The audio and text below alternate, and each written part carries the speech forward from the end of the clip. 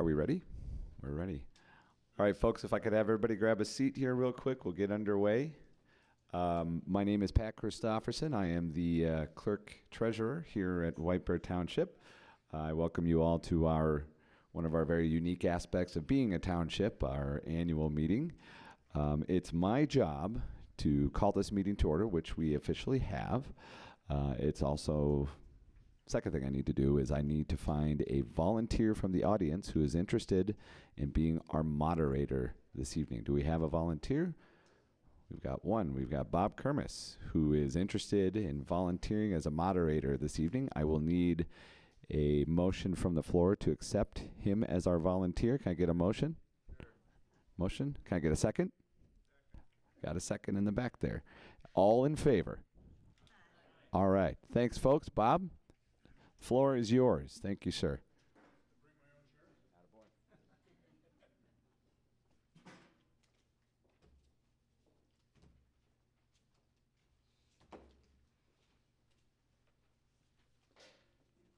Okay, thank you, Patrick, and good evening to everybody that made it tonight.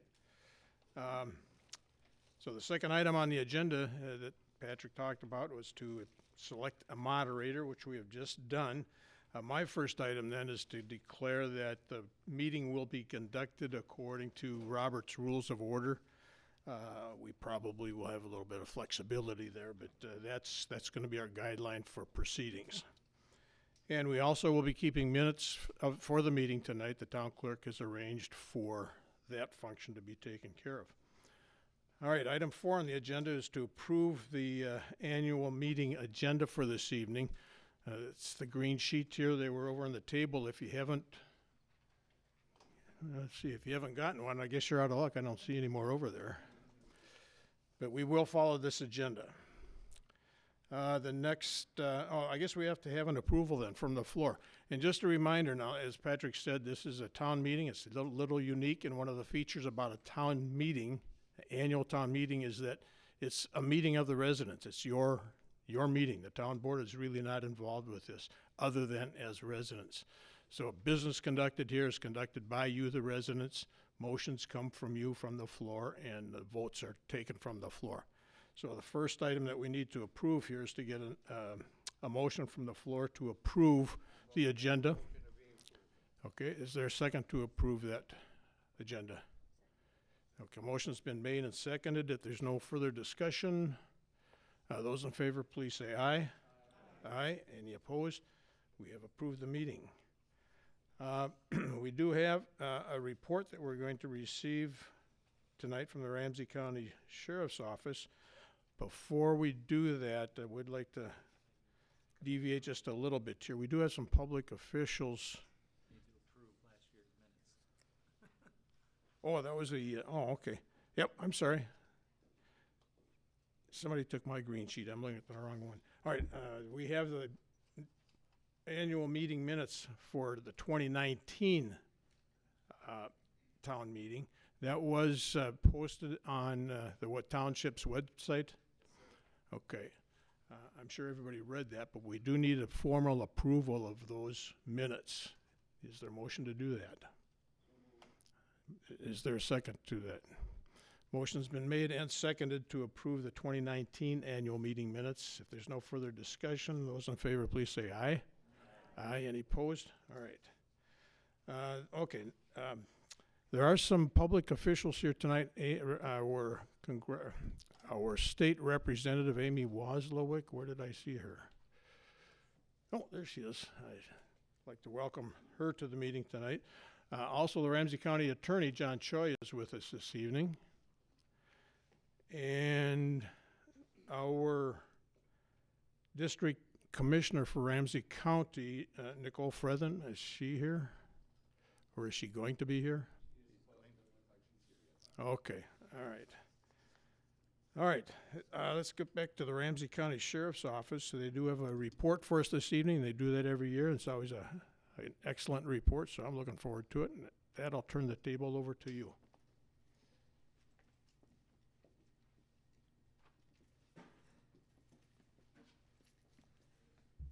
All right, good evening, everybody. My name is Tony Waldo. I'm the commander of our patrol division. So tonight I'm going to go over a quick PowerPoint here just to talk about what the Sheriff's Office did in 2019 and also some of the things that we've done to prepare for 2020. So, can I turn this? So tonight, some of the topics that I'm going to cover here are equipment, technology, and I promise I will make this as brief as I can.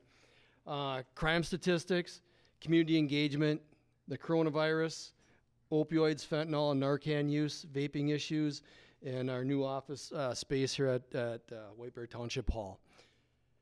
So equipment related, the biggest thing you're going to see on the street, and this is all stuff that was planned in 2019 for the year 2020, was new squad cars for our fleet. We went with Chevy Tahoes, 9 Chevy Tahoes, and 1 Dodge Charger to supplement our fleet. The thing we were finding with the current vehicles we were using, the Ford Explorers, they were actually too small to hold much of the equipment that we are required to carry. And for that issue, we decided to go with a bigger vehicle, and it seems to be working out very good. So there's a picture of the Dodge Charger that we have. We also, we do have people that actually like to drive sedans, so we like to keep a couple of the cars in the fleet. We do use them for other functions that, so they do have a special purpose that we use in the department. We also bought some new defibrillators. So there's the defibrillator. That's what it looks like when it's open. The automatic external defibrillator. Again, when people are having a cardiac emergency, this is one of the pieces of equipment that we definitely want to be working. So we bought 20 new units for our squad cars. Provide 1 new life-saving unit per car. So all of our frontline cars, our backup cars, our school resource officer cars, those cars all have a new defibrillator in them. Again, replacing just the old and aging equipment. Again, it was still functioning, but again, it's getting older, and you don't want to, I don't feel we want to test its reliability when it comes to an emergency situation. We also purchased some ballistic shields. Go ahead. We purchased 9 ballistic shields. 7 of these are handgun-rated ballistic shields. 2 of them are rifle-rated ballistic shields. Basically, we keep them in the squad cars, offering the deputies more ballistic protection on any various calls that they go to where guns are involved. Just gives us another tactic. Our SWAT team's been using them for years, but we tried to get them now into the hands of our patrol deputies. Can you go back 1 second? And basically, the current crime trends show increasing gun violence and active shooter incidents involved in driving the need for this type of equipment. So again, seeing what's going on across the country, we're no different. Our gun calls are going up on a regular basis across the communities that we patrol. So again, it's just a piece of equipment that we feel we need in our squad cars. 40 millimeter less lethal impact munition. Again, that's the launcher. Our frontline cars, our goal is to have one of these in every one of the frontline cars that we have. That's the projectile that it shoots. The one on the left is actually the one that we carry in our squad cars. It's a impact munition. It's a foam rubber projectile that gets fired out of that launcher. On this one here, the big thing here is that that projectile comes out at 325 feet per second, and it has an optimal range of 10 to 75 feet. The big thing with these new launchers is, over the older technology that we had, is we can be closer to a person and still utilize it. We can be twice as close as we could with the previous stuff. So it is more versatile for us, and it still has the same effective range. Technology upgrades. So again, body cameras, just like the one I'm wearing here tonight. Great piece of equipment. We went with basically what I call the industry standard across the country, Axon body cameras. We have go ahead. We have 343 body-worn cameras throughout the sheriff's office. 100 of them are in our patrol division. 74 of them in our courts division, 169 of them in our jail and our detention division. Patrol was the first one to implement them in October of 2019, and from January 1st to March 1st, when all of them were implemented and functioning together throughout our department. So in basically 2 months, almost 14,000 videos were recorded. So pretty much everything that we do is now recorded and stored in the cloud. Squad cameras, again, Axon squad cameras. 40 of them installed in our squad cars in the patrol division. So all of our frontline cars, all of our backup cars, our water patrol cars, all have squad cameras in them. Each squad has a front-facing camera. At least our frontline patrol cars have a frontward-facing camera, a rear-facing camera, and a camera in the back seat compartment. So, crime statistics, again, I just want to touch on this. 2019 calls for service summary. These are the top 10 calls in White Bear Township. So the good news is you're no different than any other community that we patrol. The top 10 list is all the same, maybe in a little different order, but the calls are literally the same amongst all of our communities. So this is just a pie chart showing that. The bigger blue square is the other 78 calls types that we track, that we write reports on. So 2/3 of them, if you go back to the other slide, are of this non-violent crime style or crime, whereas the other 1/3 is basically the other 78 crimes that we track. So really, shows that it's a pretty safe community to live in. So it's good to see that. Community engagement. Last year we participated in Hot Dog with the Deputy and the Township Day. Community events for 2020 we're going to do a little differently. We're going to, for like the Hot Dog with the Deputy, we're not going to have the big one-time event. We're going to do a couple smaller events at different parts of the township. Commander Steve Yoakum is in charge of our community and support services, and we've had this discussion just to bring our deputies out into different areas of the community, and so everybody has a little bit more access to the sheriff's office. Opioids, vaping, opioids, drug overdose deaths driven largely by prescription drug overdoses are now the leading cause of death in the United States, surpassing motor vehicle crashes. If you look at the top 10 list, I believe medical calls were number 2 on our list. So again, that's a driving factor in our medical calls for service. In each one of our squad cars, we carry Narcan. We've done that for several years now. And we've had a lot of successful saves with people that have had overdoses on opioids. Vaping, Sheriff Bob Fletcher, it's one of his initiatives that he is pursuing. So based on its ongoing issue for use in schools, the Sheriff's Office staff recently attended a vaping seminar about the epidemic, and we are going to plan to host educational nights at various locations throughout our contract cities, so people can come in. We can discuss vaping with either the children and their parents, or just the parents, or however that works out. But make the information available for the people.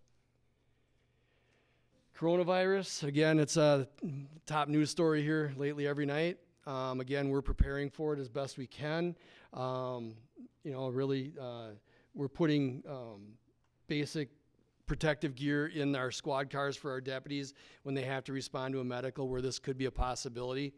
And the issue is we're running into it looks like the flu, right? So, again, wash your hands and, try not to get sneezed on, things like that. But really, on a regular basis now, we're getting updates from our emergency management partners. I talked to our emergency dispatch center today. I talked to one of the supervisors there if their protocols are changing, and basically they're starting to follow up. If somebody calls in, says, I'm having a hard time breathing. I have flu-like symptoms. They're going to start following up with more of the questions about if you've traveled abroad, if you've been in contact with anybody that has or has had coronavirus or currently has it, and follow up on that. So we'll get that information as we get dispatched to these types of calls. So again, this information and these changes are happening on a regular basis, pretty routine now. So again, it's we're trying to keep on top of it as best as we can. And that is all. Thank you.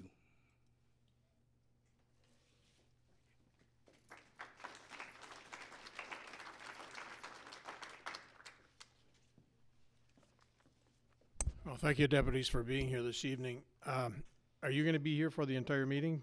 So if you have any questions, you can visit with the deputies after the meeting. Unless you have any questions right now for the deputies. If not, we can go on to the next item on the agenda, and it's another presentation that's going to be coming from the Northeast Youth and Family Services. Jerry Omoka is the director of that organization. So, Jerry, the mic is yours. Good evening. Thank you very much. We've got 15 municipalities that we partner with through suburban Ramsey County, and once a year we like to get out and just say hello and talk a little bit about the partnership and the relationship between the two. I know you've got a busy agenda tonight, so I'll try and be brief, but still give you the information that's pertinent. I always like to start with a quote, and this year's quote is, "Nobody can go back and start a new beginning, but anybody can start today and make a new ending." And this is the way that we look at folks that come to us for services, whether it's for mental health or kids that's involved with diversion or seniors, is that it's all looking forward. You know, we don't ask somebody what's wrong with you, what's your problems. What we say is, how would you like it to be? So we call that goal-oriented. And how do we help people develop the skills and what we call the fortitude to be able to go forward? We all have days where you want to pull the covers over your head, not get out of bed. But these are folks that need a little extra help to be able to get through the day and get through life, and that's what we're working on. For those of you who don't know, we work with all ages, but our primary are youth and their families. We serve about 4,000 people a year. That comes down to about 2,000 households. Our budget's right around that $3 million mark. It's been there for about the last 8 years. It fluctuates a little bit. Right after the recession, we were at $5 million, and as a result of cutbacks in some contracts, it dropped down to $3 million, and we've been there for a while, and the board likes that level. We can manage that pretty good. And our three program areas are mental health, youth development, and case management. I'll just talk briefly about those. But first, you might go, well, how does this all work? And one of the things that we like to do is borrow from the education folks, and this is the way they look at a school population. They say about 80% of the students that come can benefit from a regular classroom instruction. About another 15% need a little extra help, and about 5% need to be taken out and given special services. We look at it the same way with mental health. The National Institute of Mental Health says that about 1 in 5 people have some sort of a mental health illness that they could receive services from. So what we're trying to do is we're trying to work with the top 20% to get them ready so they can be back to a regular part of the population. Depending upon where you look at it, there are some, and I don't know about law enforcement, but we're looking at it with regards to folks that are incarcerated. That number, 1 in 5, it can be up closer to 50%. And it's not to say that they are in prison because of mental health, but it's part of what contributes to their lifestyle that they've chosen to act a certain way.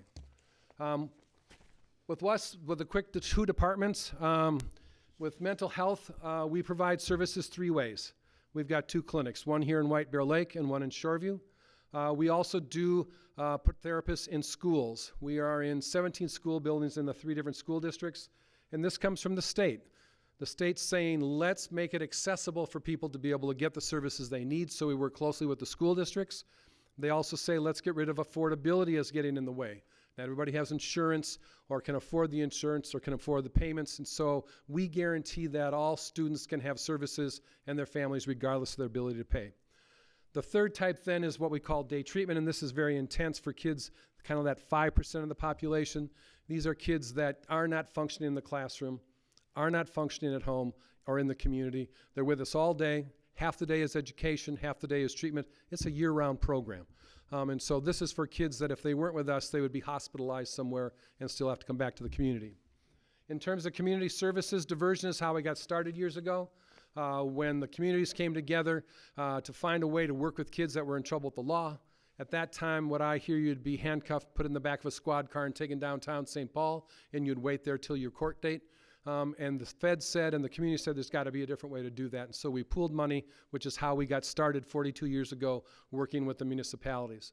And just to say, of those 10 original municipalities that got us started, 9 still support us and have for every year, because we guarantee certain services. Plus, we also guarantee you can have a spot on our board.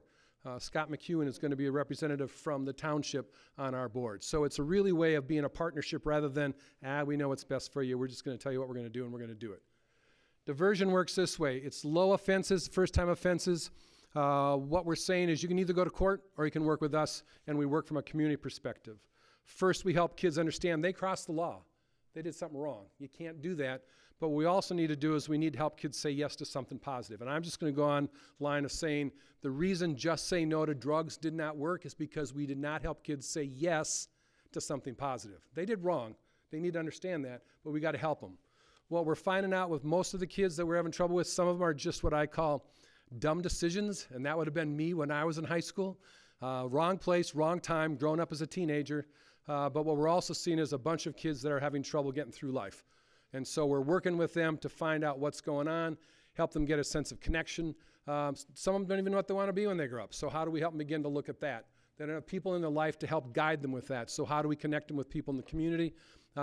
We take them to Century College and say, here's an opportunity for you to go to college if you want to. So it's taking kids and giving them a way to get going in life. Our senior chore is people want to live in their homes as long as possible. And as they age, they can't do those things that they used to do. And so what we do is we connect kids and adults to do those chores. And when it really works, the kid working with the senior, it's more than just a job for them. There's this intergenerational thing. Some kids don't have grandparents in their life anymore. Some folks don't have grandchildren, and it's this relationship that goes on when it works. The other part about it is that it's a first-time job for kids. Last year we had 41 kids working with over 80 seniors providing jobs. We also have adults that go into the homes to help out as well. And finally then, community case management. We were approached by 5 local police departments. From what I understand, when they go out to respond to a disturbance or a call, there's one of 3 endings, and you can correct me if I'm wrong. One is someone's going to be arrested because they did something wrong. 2, someone's going to be removed from the home because they're a threat to themselves or to somebody else. And then 3, there really isn't anything that needs to be done other than there's just a quality of life or a nuisance, or there's something that's going on that needs to be addressed. And that's what they asked is, can we work with them to work with those folks so they don't do these repeat calls? There's the person who talks about where they know just about every 3 to 6 months there will be a call on her because she's done something where she's come to the attention of her neighbors. And what they're saying is, let's look at a different way to do law enforcement. When it needs to be arrested, when it needs to be removed, let's do that. But let's get someone to work with those other folks that don't have that but still have things going on in life where they're making choices that are coming to the attention of law enforcement and even first responders. It's a way to save money as well. Okay. Our budget's $3.4 million I talked about. The most of it is mental health. We are a community-based mental health center. We're here to work with folks in the community so that it doesn't get worse.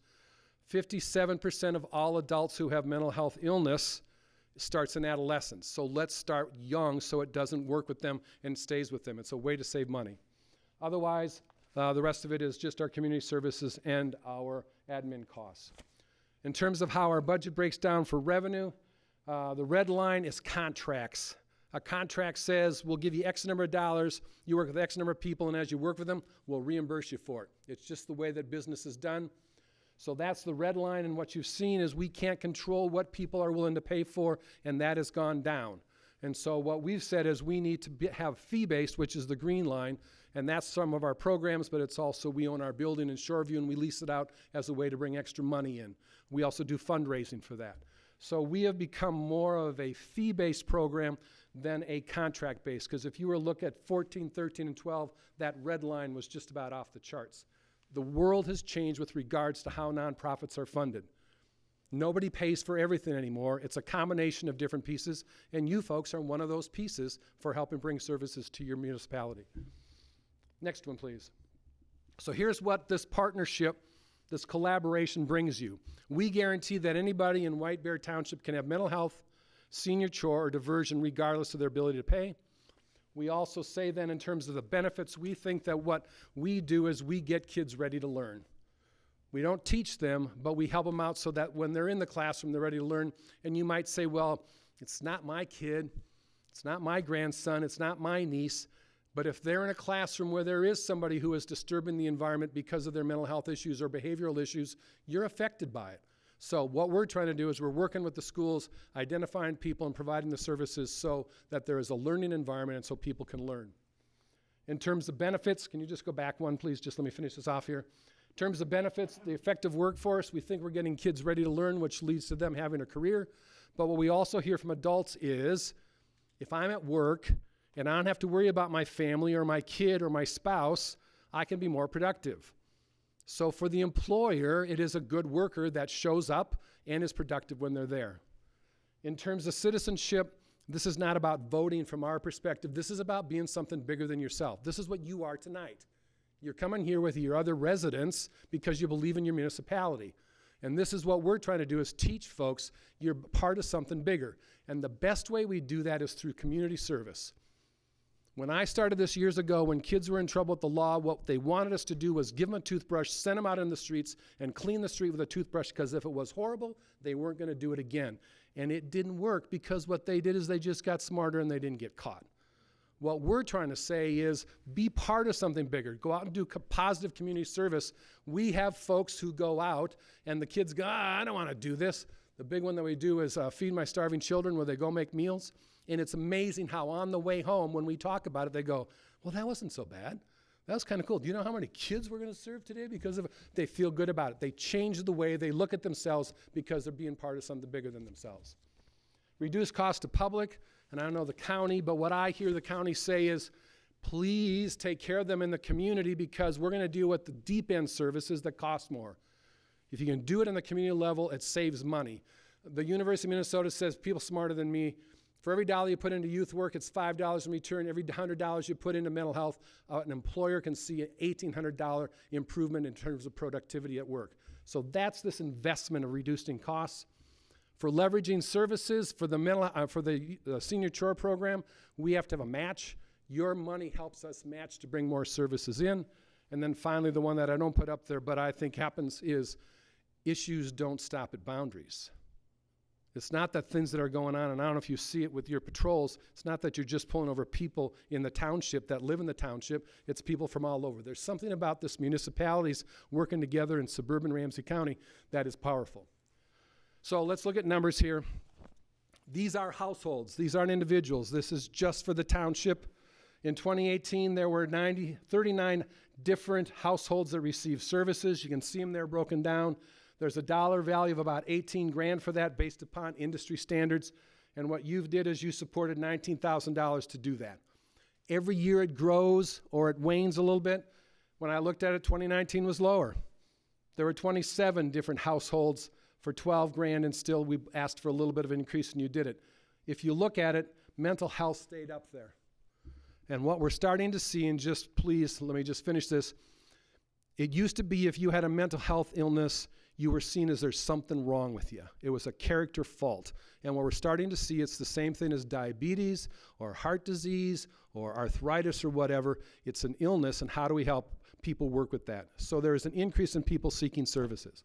That's my editorial. You can have your opinion about it. That's how we're seeing it, at least in our field.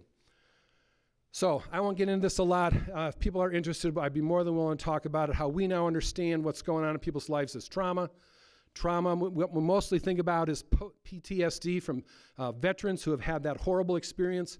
What we're also seeing is we're seeing people that go through natural disasters, but we're also starting to see is kids and people that grow up in what's called a toxic environment. It affects them. And again, if you're interested, you can look at this thing called ACEs, Adverse Childhood Experiences. It actually changes the way the body works. The brain, the kid can't learn sitting in the classroom if they're hungry.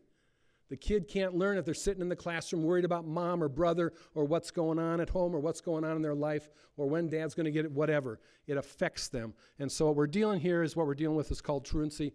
Everybody has this. Some folks survive. Some folks thrive in it.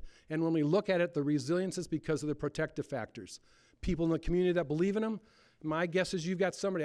The best example we talk about is the guy who employs the kid the first time and goes, "Kid, I believe in you. You got to be here on time. You got to do a good job, but you can do this. I believe in you." That's the way that community protective factors. We also have kids, what I was talking about, that don't have those in their life. How do we connect them to the community? Finally, I'm just going to talk about just the transition here at NYFS. We've gone through some changes. We went through a hard year last year. We've had staff that left. We had a long-time person of 22 years retire. 2 more did. 2 more left. And so we went through a whole transition of staffing. And this is what I'm scared about. And this is when I talk with employers, what we're scared about is who's going to do our next jobs? Who's going to fill all those? We need every kid we can to be ready to be productive, and that's what we're trying to do is get kids ready to be productive adults. In terms of succession, for those you don't know me, for those of you who do know me, I'm retiring at the end of June, but why I'm telling you, and I know, and the cheer goes, yeah, get rid of the guy. Why I'm telling you that is because our organization took it seriously. We are working with an organization that helps us find our successor. We're very close to having someone chosen, and we're going to announce it at our leadership lunch in May. And so we think that the organization will go on, even though I'm going to be done with them, and they're glad I'm done. No, I'm just teasing. Okay. Maybe they are. I don't have to talk to my board. This is the partnerships. This is what you're a part of. This is being part of something bigger than yourself. You can see your name up there in communities. You can see the school districts that your kids or relatives or neighbors go to. With regards to collaborations, these are groups in the community that we try and be a part of, and when we're there, we try not to be just a name on a roster. I was on the White Bear Chamber, and I was on their board for a while. They invited me onto that. We work very closely with the faith community and the businesses. Let me just make a mention about that. What we're hearing from businesses is they need to, because they're worried about where their next employee is coming from, they are getting involved in the community. They're volunteering again. And what we're also hearing is folks who come to work for some of the larger organizations will say, this is a great place to work, but what are you doing for our community? And the sense of community is starting to come back again, and businesses are looking at working with nonprofits, government, townships, whatever, to be able to be part of the community. Finally, I'll just leave you with this. 2 events that we've got going on. Our leadership lunch, I know it's on the other side of the moon. It's over in Roseville. It's at Midland Hills, but we packed the place. I'd invite you to come to it. It's the community coming together. It's business, education, government, other community leaders. People are concerned about their community are going to come together in support of it. And then also one closer by here, we've got our Taste of Northwest that we hold down at Vadnais Commons. It's a way to come together and celebrate restaurants and have a little fun. So we appreciate your support. And I just want to leave you with this. You're looking at our budget going, $3.4 million, we're giving them, $20,000. It's not that important. What's important is what happened when I talked to a foundation one time, and I was explaining this partnership with 15 municipalities and how they support us and we support them. And the guy said, whoa, whoa, whoa, whoa. What is this again? And I explained it, and he said, I've never heard of that. What we have in the partnership with you folks is unique. And it's part of the reason that we're successful and part of the reason that we feel as though we're successful with folks who live in your town. So thank you for the opportunity. I'm open to any questions or comments. I know you got it busy and you didn't come here to listen to me, but I appreciate the opportunity to just let you know where we're at. Thank you.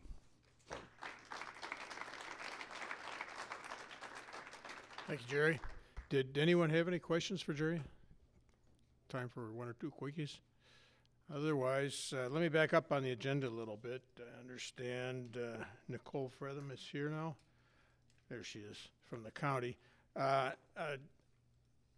Here's your chance. I know you hate doing this kind of thing, but here's the chance I'm going to give our special guests here a chance to make a presentation or comments for us. Amy Woslowak is our representative.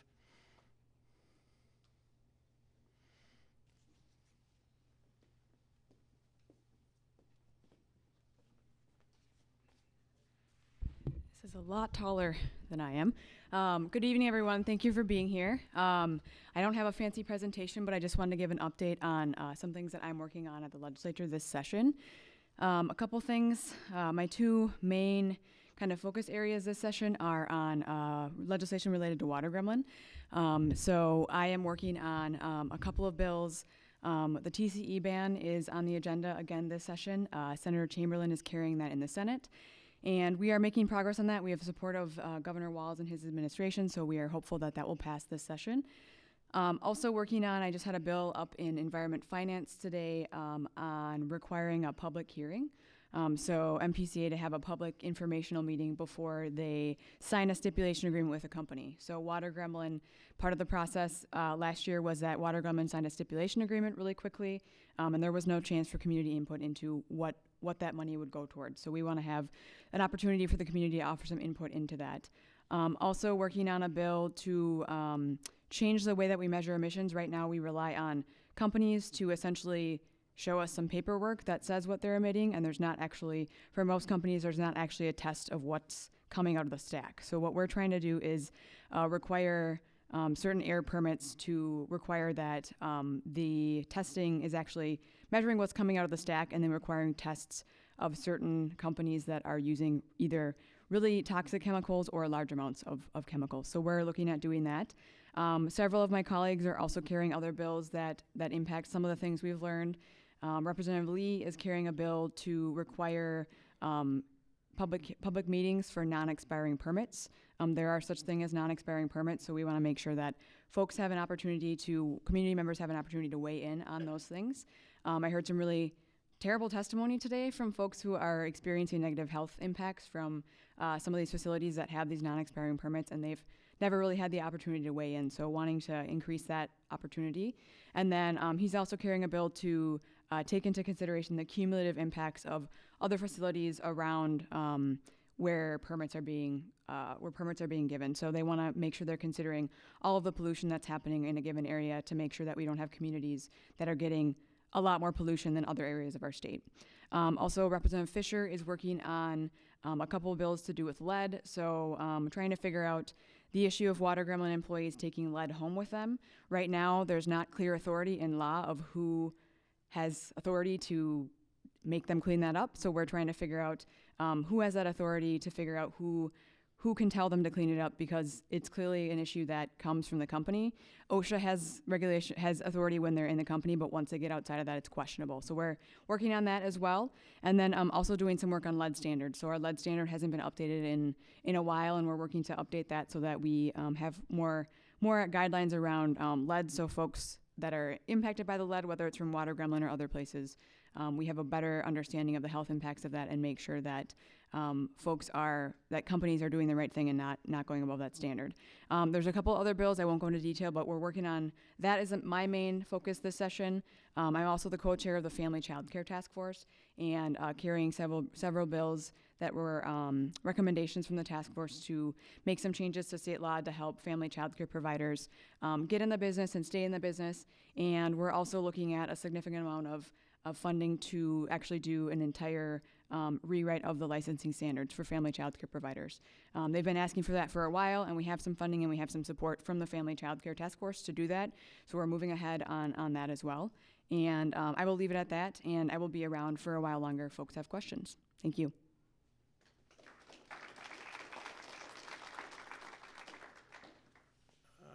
Nicole Fretham is our brand new county commissioner, Ramsey County Commissioner for the district that we're in.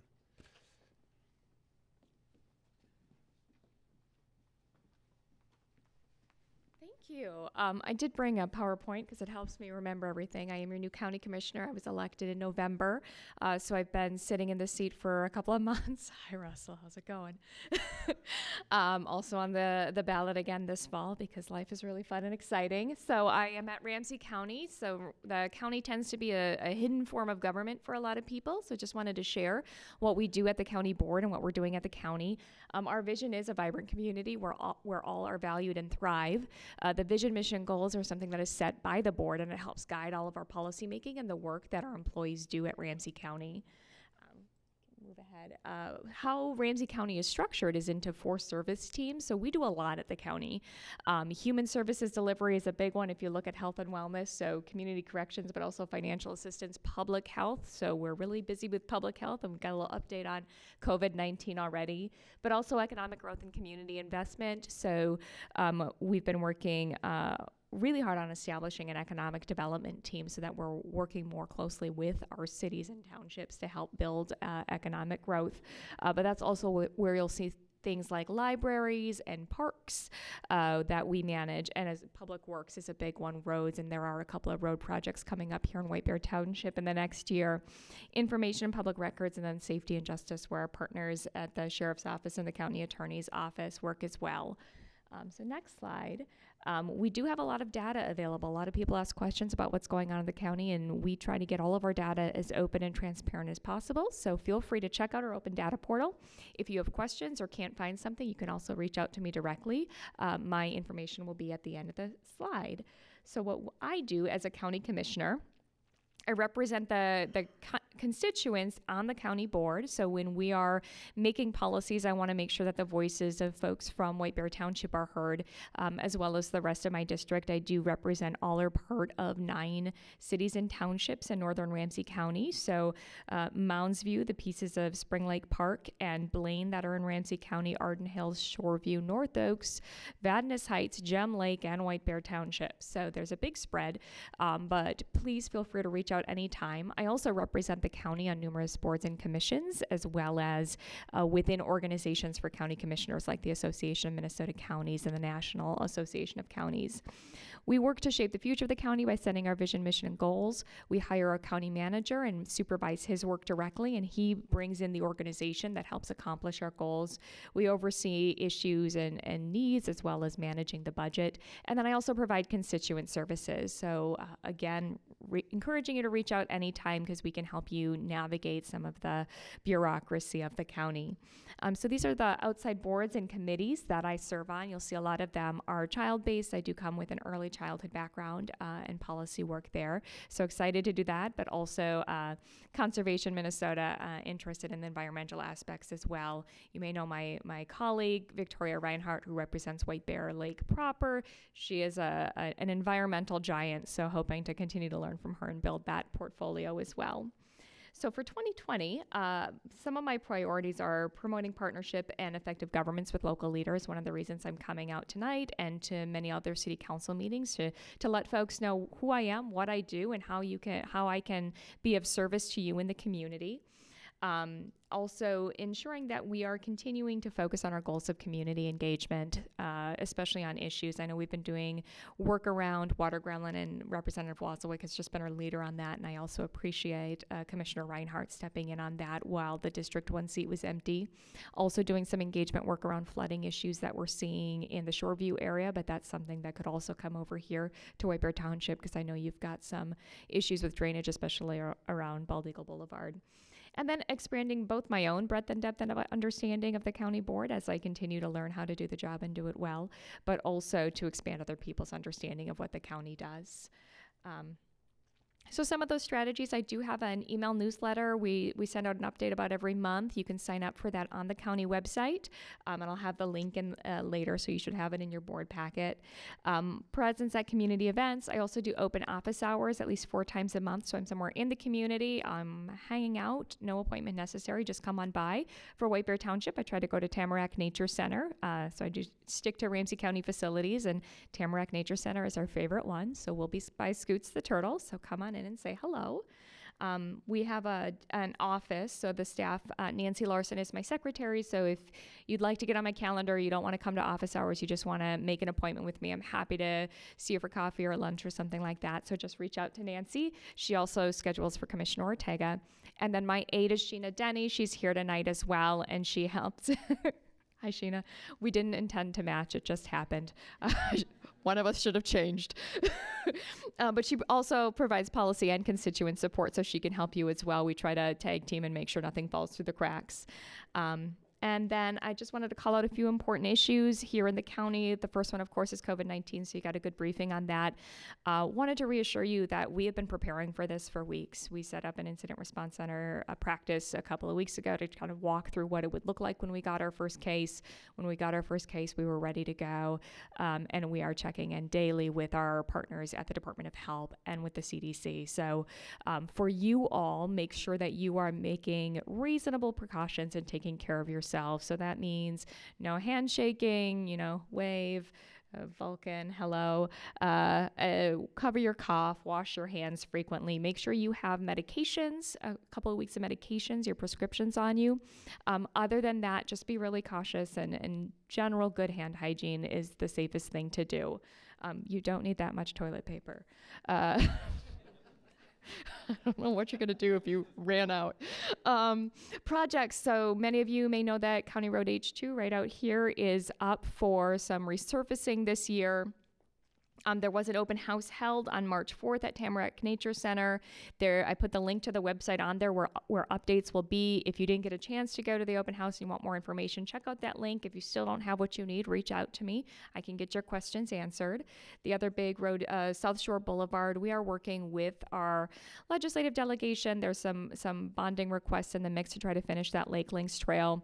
I'll say one thing that I'm learning is in some cases we try to plan out our projects a few years ahead, and sometimes what happens is the road is just so damaged that we don't have time and we have to resurface it. And with South Shore Boulevard, that's something that's happening, that it doesn't, we might not have as much time to really put in the planning that we'd want to do, and it just has to get resurfaced. So it's something that we're looking at moving forward. We have a relatively new public works director, so it's going to take a few years for us to get into the swing and things on a more the schedule that we'd like to see.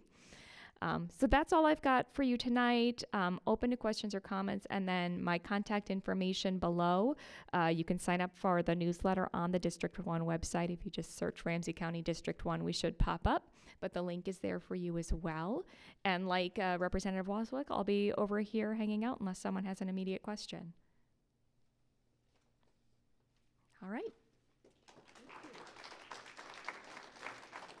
Okay, finally, we have John Choi, Ramsey County Attorney, and it looks like he has some comments for us.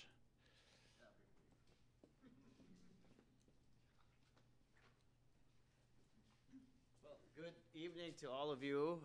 It's really nice to be here. I'm in my 10th year now as your county attorney.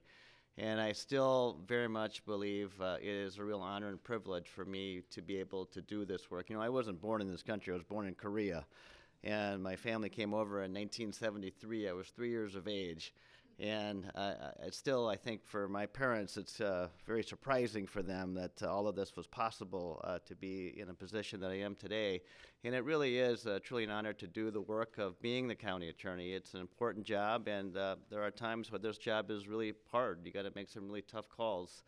And at the end of the day, you know, I describe my job as the person who is kind of at the end of, who is kind of downstream or at the end of the assembly line. I have to deal with a lot of the issues that come to my attention. You know, and this past year, over the past 2 years, we've had more cases that have been presented to our office from law enforcement. In fact, this past year, I think we had about 5,000 cases, and we haven't had that for probably about 8 or 10 years. But I think a big part of why that's happening is because of some of the work that's been happening in the county, because we've been trying to build a community where we are going to be more responsive to those who are the victims of sexual violence. And I'm talking about rape especially. And over the course of the past 4 years, every year we've had about a 20% increase in the amount of cases that have been presented. It doesn't mean that we have more sexual assaults that are happening in our community. What it means is just that more people are feeling like they can actually report their abuse. And we're working really collaboratively with our law enforcement partners, especially in the sheriff's office. We have a grant together, and we're working on changing some of those outcomes for the better. I can go on and on about all the things that we've been working on, but I know that you guys want to get on with your meeting. But again, I just wanted to come up here and again, thank you for the time that you're putting in tonight to be connected to one another and with your local township, and just to tell you to say thank you for allowing me to be your county attorney. So thank you.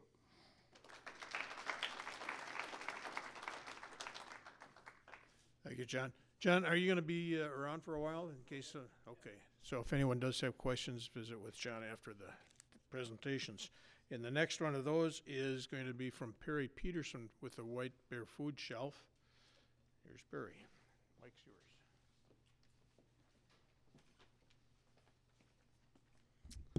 Hi, thank you for having me here. I'm excited to be able to share about the food shelf. I've been with the food shelf for about 3 years. The first 2.5 years was with the board, and the last 6 months as the executive director. And what I'd like to do tonight is start off with a little exercise. I would ask you to close your eyes, but I'm afraid you wouldn't open them back up. So I'd like you to just visualize when I say the word hunger, what do you think of? Just take a minute and just kind of visualize what you think of. Well, I typed into the Google machine and I came up with images like the last slide. Ooh, well, yeah. Oh, well, that's all right. My slide is not very visual, but my slide had images of a child holding up a sign saying, "I'm hungry," or similar to maybe another country where there's people that are holding out a bowl wanting to have something to eat. And something that you might not know is the next slide is 1 in 10 households in Minnesota have food insecurity. That was pretty eye-opening to me as I got on the board here and was looking into this whole issue of hunger. And when I got into this role, started to hear this phrase called food insecurity. And what is this? And what is this all about? And as I got to know a little bit further, the next slide, it's not having enough money to buy food for all the members in your household. And it can look like a lot of variety of things. People are worried about that their food will run out. They're cutting back on meals. They're skipping meals. And it can also be where they're eating something over and over again just to kind of make it through to the next pay period. And so a lot of people think, okay, then you go to your food shelf. And I would like you, same kind of exercise. Hopefully I got my pictures this time. I'd like you to visualize what you think of when you think of a food shelf. So just spend a little time. Don't close your eyes. And then see if these images kind of match up with what you're thinking. A lot of times people think of maybe a church basement or some shelves with some canned goods. How many of you guys thought of something similar to this? Yeah, pretty similar? That's what I thought of when I started to get into looking into the food shelf and being part of the food shelf. And I'd like to let you know that that is not the case in our community. The White Bear Area Emergency Food Shelf is a place that really brings about hope and life to people. And it is a place that really addresses that. And so our mission is, our vision is to end food insecurity in our neighbors in the area of White Bear. This is my staff. There's 5 of us staff here that really, it's our passion to see people in our community taken care of. And how that looks is when people come into the food shelf, we have what we call our market. And people come in and they actually shop for groceries. This is a choice-based environment in which people get the food that they know that they're going to use. And so they come in and they get a sheet that kind of says, your size of family, you can choose up to this many products of this area. And they get a whole variety, what we call our market. And so some of the other examples that you'll see within the market is we offer dairy, milk and eggs, butter, fresh produce all the time, and diapers, baking goods, and then all the other staples that I think you were thinking of when you think of a food shelf. I know a lot of people have that question of like, where is the food shelf in White Bear? And I brought my map. I learned from a couple other presentations, people are like, where's that at? It's Highway 61 and 96. It's kind of tucked back in a neighborhood right off of Whitaker. And it's a nice little place there, and I'd encourage you to come check it out. So I just wanted to kind of run through a couple of the basic programs that we have, so you know that out in our community. And then also maybe you know someone within your sphere of influence that might need the White Bear Food Shelf. So our first program is called the Monthly Choice Market. This is a market. It's our standard program, and it goes Monday through Friday. It's actually during the day on Monday, Wednesday, and Friday, and during the evening on Tuesday and Thursday to increase accessibility for our community. And as you can see, there's some big numbers that I'm going to be sharing with you here. I'm not going to read them all off, but a third of the people that have participated in the food shelf were new in 2019. So something to know that's a resource that's continually kind of, we see new faces. We have some recurring, but a lot of new faces. Our next main program is on Saturdays. It's called Bonus Saturday. And this is our program that has grown the most, primarily because of accessibility. On Saturday, we've seen anywhere from about 100 to 120 families participate in this program. Every day at the food shelf, we have up to about 30 appointments. And then on Saturdays, we see about triple that size or close to triple that size. This is a program, so Monday through Friday, our monthly choice program is for anybody that lives within the school district, has kids that attend in the school district or Century College. And that's primarily due to capacity issues for us, that we've restricted that. But our Saturday program is open to anyone in the area that has needs. And that is a self-identified need. So when people come into the food shelf, that's something that they don't have to prove that they need food or that they make a certain amount, or they need to go through any kind of stipulation for this. And so the food shelf is very much about tearing down barriers and allowing people to self-identify their need and then be able to fill that need. So our Bonus Saturday program is supported by our local churches and volunteers there. One of our other programs is our within the schools. It's our Kid Pack program. Kids, obviously, over the weekend don't have school lunch, and a lot of times that's a source of food insecurity.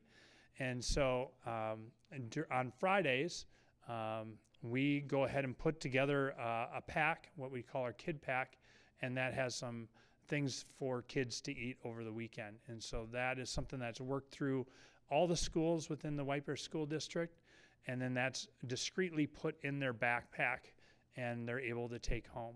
One of the things that we've seen within this is it's been a great point of contact to be able to then connect the families to the food shelf and invite them in. And so this is done through the counseling office, and we're able to really connect families to a more sustainable source at the food shelf with the Saturdays, Bonus Saturdays, and the monthly market program. Also within junior highs and senior high facilities within White Bear District are school pantries. And so kids can actually, they don't get something in their backpack or something that's pre-packed for them. They can go in the counseling office and then be able to self-select what they would like to use any time of the week. So, and that's a great partnership that we have with the school district. Also, one of our programs is bringing food to people. One of the biggest barriers of food accessibility can be transportation. And so a couple of years ago, the food shelf got a truck and has set up a couple of things, what we call our mobile markets. And we have mobile markets in senior facilities. And every Tuesday, our truck is going out to set up basically a food shelf in an area of need. So we go to 3 senior facilities and then also Century College. I don't know if you saw in the Pioneer Press a couple of Thursdays ago that there was an article about food insecurity on college campuses, and that is a growing thing. I think the last market that we had at Century College was 110 families that we served at Century College on a Tuesday. So it isn't a place where food insecurity is definitely prevalent. And then we also during the summer do free farmers markets out in the community. There's an excess of produce, and that's another program that is just open to anyone with that need. So a couple other things that are available through the food shelf is our community resource. When people come in and they need food, a lot of times there's other things that are going on. There might be a need for help with rent, or they might need access to other resources within our community. And so we have a paid staff person that coordinates with volunteers the ability to help resource people out in our community. So we're not really able to do all this unless we have a huge volunteer base. And so about 500 volunteers have served over 11,000 hours within 2019. And this has allowed us our main statistic is that we see about 1,200 families each month through the food shelf. And that's not including our Kid Pack program that we typically have around 800 Kid Pack or pantry visits within that. So in summary, we've just seen a real big growth, or we've seen a lot of growth happen at the food shelf over the last 5 years. As you can see of the statistics here, in 2015, we were serving about 546 households, and now over 1,200 households. And a lot of people have asked me why is that? I'd say there's a lot of different factors that come into that, but some of it is accessibility. We're one of the only food shelves that serves 6 days a week. We also serve 2 nights during that time, and just really try to make ourselves accessible, and also an environment which is welcoming to people, to be able to get past that barrier of shame and of feeling like they need to prove that they need food. And we also come at it with a mindset of abundance. We try to not ever have our shelves empty, but people come in and are able to really see a place of abundance. And that's been really a great thing within our community. So our overall statistics, as you can see, are huge. You see that almost 900,000 pounds of food go through the food shelf, and we've had over 14,000 visits. And what an amazing place it is. If you would like some next steps of how you could be involved in the food shelf, there's a multitude of volunteer roles, anywhere from what you would think standard at a food shelf, and also there are roles like food rescue. About 40 to 50% of our food that comes to the food shelf is called food rescue. It comes from 5 local grocery stores and from Second Harvest, in which we're getting food that's would normally be thrown away, that is kind of close to expiration or is an overstock, and we're able to repurpose that and be able to put that out. And we have volunteers that go out to the grocery stores and bring that back, and that's a lot of times our high quality food. So there's a couple of those type of volunteer roles, helping out with the mobile market. We also have a garden on site. And then finally, there's the ability to make donations. You can do your own standard food drive. We have a lot of great businesses and schools and faith communities that are able to support us. But also something that kind of blew me away was every dollar that you donate to the food shelf, because we're able to connect in the different things with food rescue and that kind of thing, we're actually able to buy about $8 worth of food that you'd normally be able to get at a grocery store. So your dollar donated just gets to be that much more effective. So I want to thank you for the opportunity to share today. And if you have any questions, I'd love to be able to answer anything.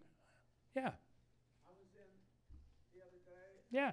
It was just beautiful. It's just such a lovely place, and people that look normal as you and me were walking out, and they had big smiles on their face, and you never know who the people are that are in need.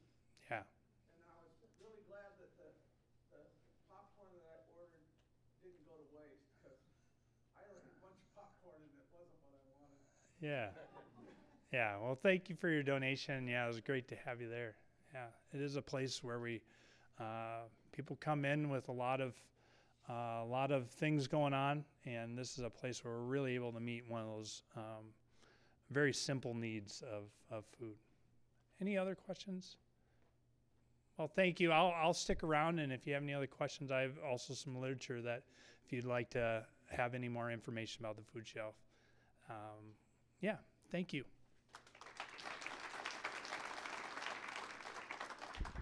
Thank you, Perry. Okay, the last presentation for the evening is going to be a review of the 2021 preliminary tax levy. But before I turn the mic over, let me give you a warning, just truth in advertising here. Tom Kelly is a town finance officer. He usually opens with a joke. So I'll prepare you for that. And knowing accountants and finance officers, you got to realize they have a weird sense of humor. So bear with Tom to get through his joke, and then we'll go on into the 2021 preliminary tax levy. And after his presentation, there will be time for questions.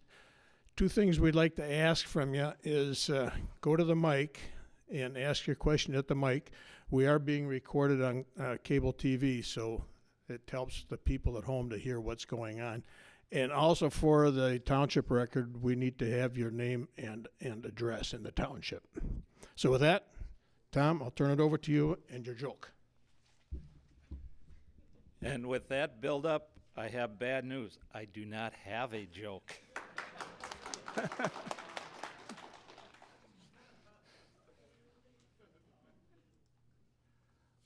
First of all, I want to start by talking about, once again, the township has what we're referring to as water efficiency rebate. Go over a quick overview of that.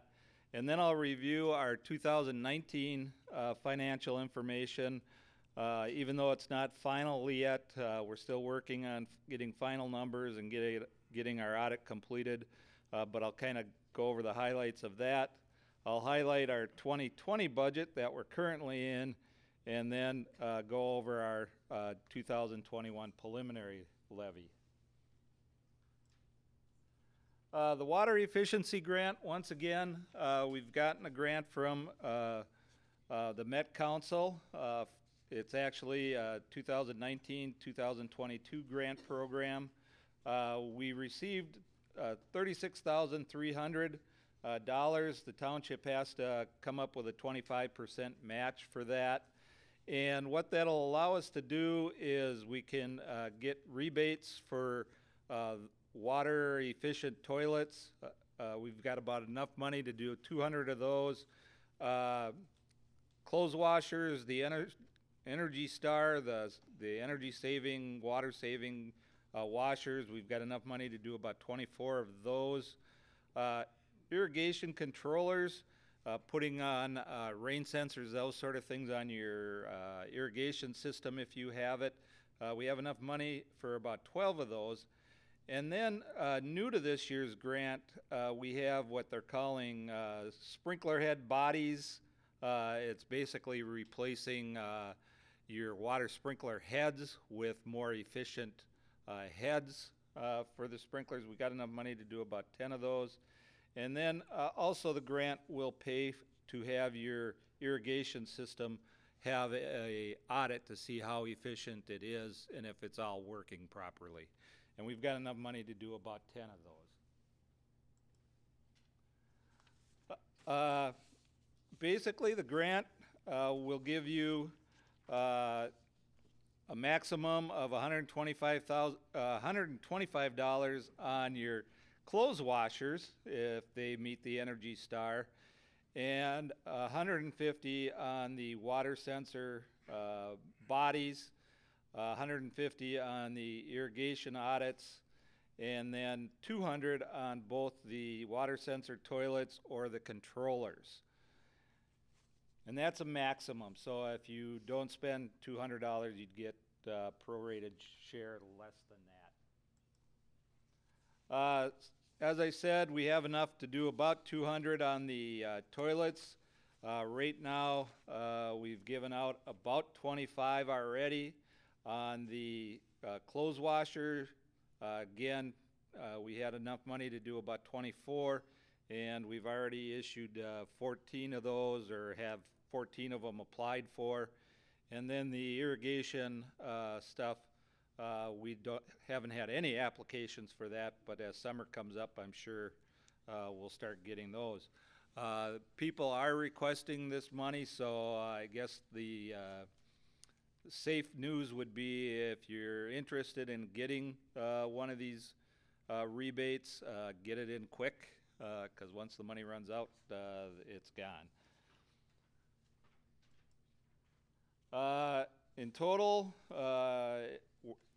with this money, we hope to save over 4,600,000 gallons of water. With the rebates that have been applied for, we've already saved about 500,000 or a little bit more than that, if everybody goes through those. If you have questions on this, we've set it up on our website under the Efficiency Rebate Program, and it should be able to answer any of your other questions.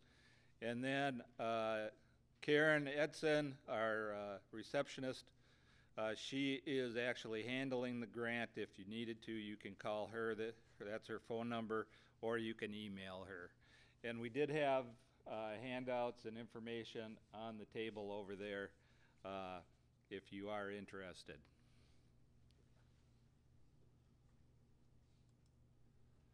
Going into our financial information, I always like to start off by saying that we have received 3 different awards from the Government Finance Officers Association of the United States and Canada, GFOA for short. The first one is this top one over here, which is our award for our audit report. We've received it now for 22 years in a row. And in Minnesota, there's 140 government agencies that receive that award. And when I say government agencies, that includes all state governments, county governments, school districts, and cities and townships and special districts. So we're one of 140 on that one.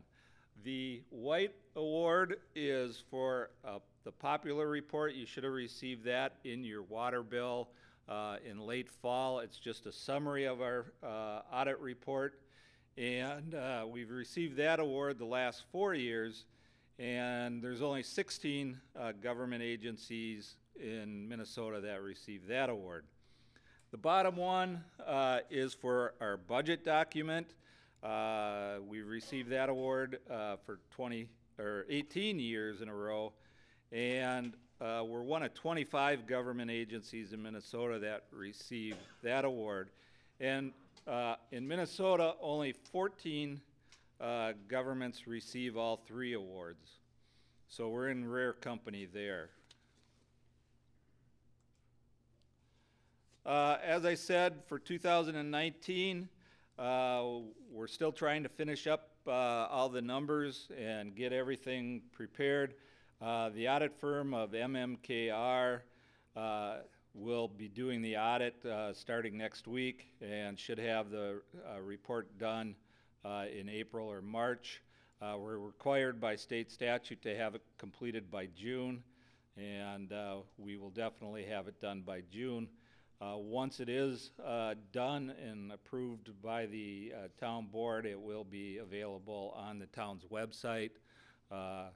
Last year's report is still out there on the website if you are interested in having some material to read to help you fall asleep at night.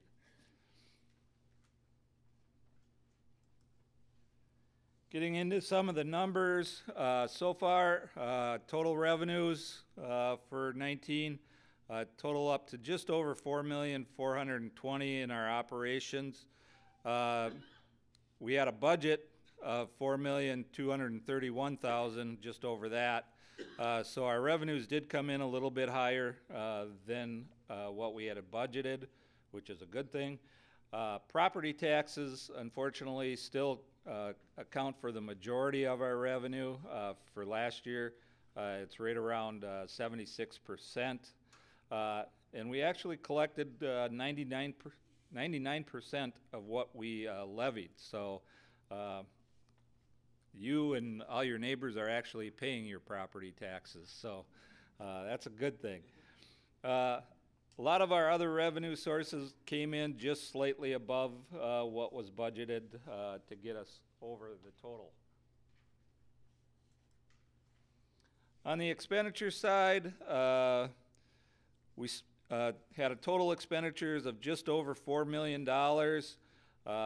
Operating expenditures came in about $48,000 less than what the budget was for 19. And then we had just over $3 million in construction activities. That included some work on the Three Oaks development, our 2019 street project, some park improvements that we did, and then we had the water tower on Hammond Road painted, and then of course our annual seal coating project. In 19, at the end of 19, we have total debt outstanding of just over $2,170,000. We did do a bond issue in 19 for the 2019 streets. That issue was $1,210,000, and we did have that bond rated by Moody's, and it did come in at AA2, which is what we've been rated for quite a while now. So the township has a very, very good bond rating and has been able to maintain that. Our enterprise funds, which is our water, our sewer, and our storm sewer that you get quarterly bills on, we had revenues of just over $4,500,000, and we had expenditures of just over $5,100,000, and that's before about $780,000 of depreciation, which we haven't recorded yet. The big reason for expenditures coming in over revenues is some of those capital improvements that we talked about, including the water tower painting.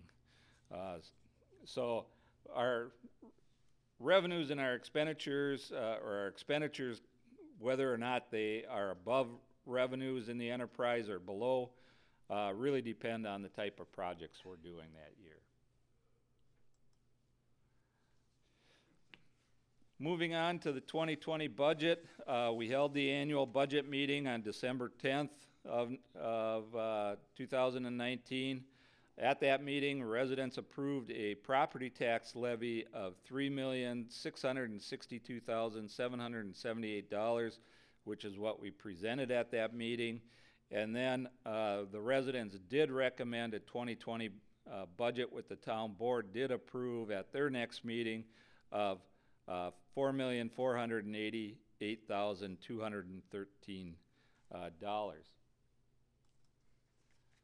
The breakdown, you can see about 38% of that is spent on public safety, and 27% on public works, and then 22% on general government, and 13% on what is labeled culture and recreation, which is really our park maintenance. So overall, about 65% of our budget either goes towards public safety or road maintenance, which is pretty typical of most cities and townships.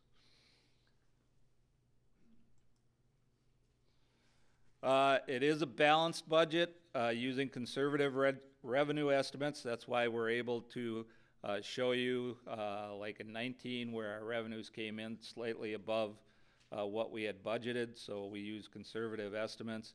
And the 2020 budget was actually just over a 6% increase from the 19 budget. And this graph here kind of shows how dependent we are on property taxes. You can see since 2013, the blue bar is property taxes, and the red bar is all of our other revenues. And you can see the blue bar is much higher than the red bars. As I said, the 2020 budget was an increase of 6.7% over the 19 budget.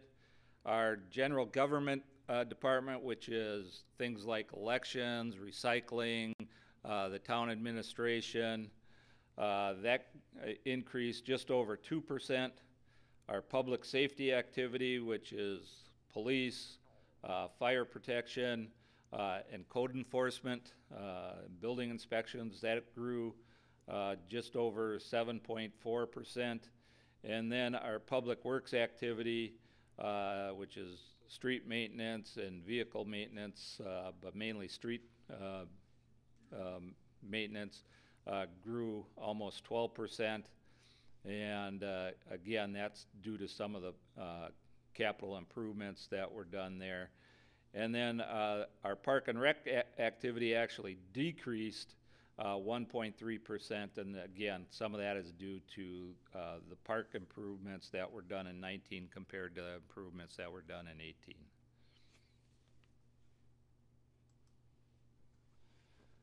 Again, residents approved a property tax levy of $3,662,778.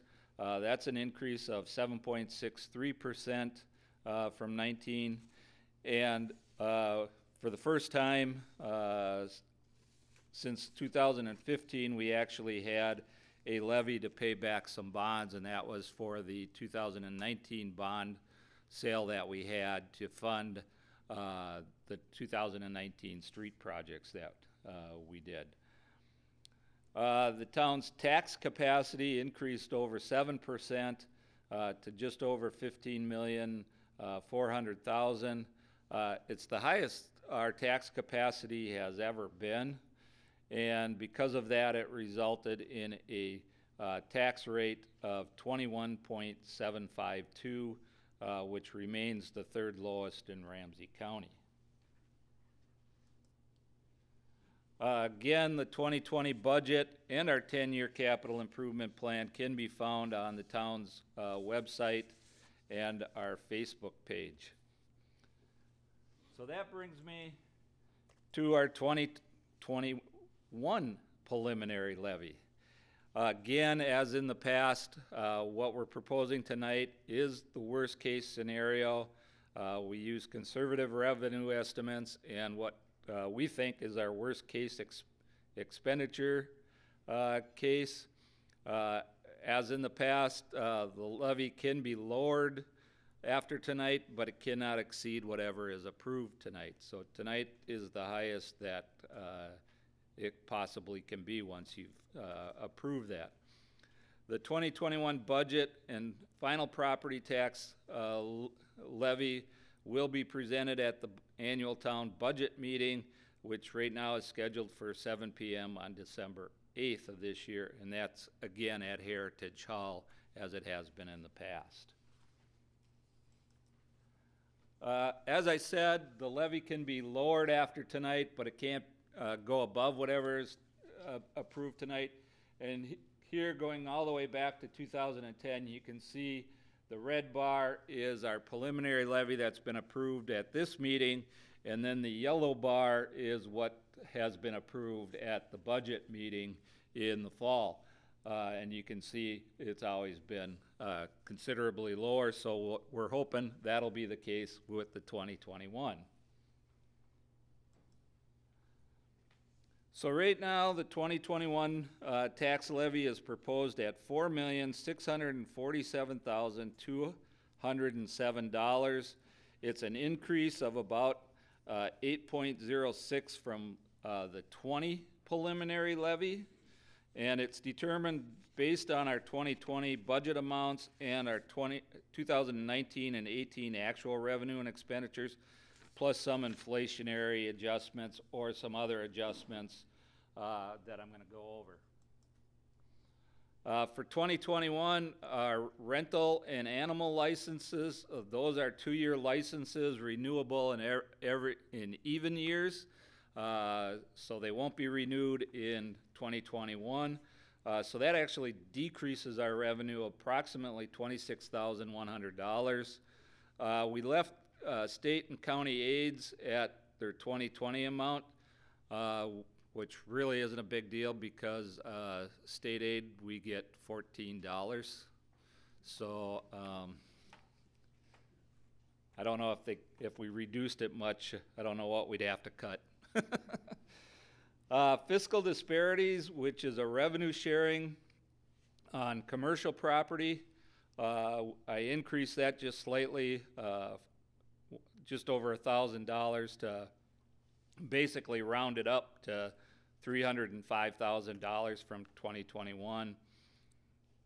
Because of the way that formula works, and we had a levy increase in 2020, I'm expecting that to increase more than that because part of the formula is based on your levy increase from the previous year. Our antenna leases, we've had some that were not renewed, and then we're in the process of renegotiating our billboard leases, which have expired. So for that reason, I've reduced that revenue to $169,500. For 2020, it was $210,000, so a slight decrease there. Moving on to the expenditure side, our union contract expires at the end of the year. So right now I plugged in a 3.25% increase just on January 1st. Hopefully that'll be enough.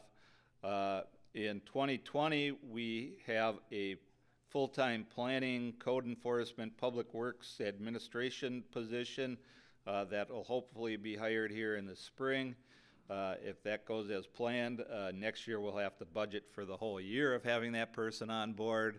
So I've done that. And then I've increased the amount we have budgeted for summer help to help with street and park maintenance needs. PERA, which is our pension, the PERA board keeps lobbying the legislature to increase the contribution amounts so they can get fully funded. So far they've been unsuccessful, but I did increase that contribution up to 8% of wages just in case they're finally successful on their requests. And then health insurance, I've increased that 6.5%, and which should be enough because of past increases have been right around 4 to 5%. So I'm thinking 6.5 will be plenty. All of those increases our personnel services just under $100,000 or about 6.5%. And then I've increased our seal coating transfer $13,000 up to $95,000. That pays about a little more than 65% of the annual, or about 63% of the estimated project costs. We have an estimated cost of $150,000 for that. The township has been subsidizing the seal coating projects through our capital construction funds. The last few years we've only been funding that at about 40% or less in the past. So we're trying to get that up to fully budgeting that. Park improvement budget is estimated at $250,000, which is based on the 2021 projects in our 10-year CIP. Our equipment rental, I've got at 60% of the depreciation. We're currently at about 25% of the depreciation of our assets. So again, it's a program that we've never really funded fully. We're trying to get it up to be funded fully. So far, it hasn't affected our ability to purchase new equipment, but with some of the large purchases we've got coming up here in the future, we need to get that up. Our sheriff's contract, which includes both the patrol part and the dispatch, and then the fire budget, were increased almost 5.5% and 24% respectively. The fire department budget has been going up. Last year it increased just over 20% from 19 to 20. Part of that is they've been having a hard time getting daytime volunteers, so they have quick response on their ambulance service, so they're going more to hiring full-time individuals so they can improve their response times. And then plus they went for a long time without having budget increases, and now the inflation and everything's kind of catching up with them, so they've been having larger increases in the past. I'm hoping 24% is way high this year, but seeing last year they increased us over 20%, I'm not taking any chances. The 21 budget also includes $56,000 for sign replacement for the new reflectivity standard. A while back, the federal government said that all the governments need to meet this new reflectivity standard for all their street signs. It was supposed to be, originally I think it was supposed to be effective, everybody was supposed to have them replaced by 2020, but then they realized how expensive it was and they pushed it back, and now they've eliminated the implementation date, but they're still suggesting it, and we've actually have our signs budgeted to be replaced for that reflectivity over the next 5 years, and so the $56,000 is just for the first year of that project. And then seeing the emerald ash borer is slowly moving into this area, and we do have some ash trees in some of our parks and along our boulevards. We're budgeting $28,000 in case we have to start removing some of those ash trees. Township Day activity has a budget of $44,000. That's about where it was for 2020, and that includes the movies in the park. And then in 2021, the levy also will include a debt levy again. This time it'll be $252,632, and that's going to be made up of two different parts. $67,632 is for the 2019 improvement bonds and is based on the bond schedule. And as I said, that bond actually funded our 2019 street improvements. But we also have a 2020 street improvement project planned and underway, or proposed and ready to get going here. And if we do that, we're going to have to issue bonds again, and so I have an estimate of $185,000 for the first year of bond payments in 2021.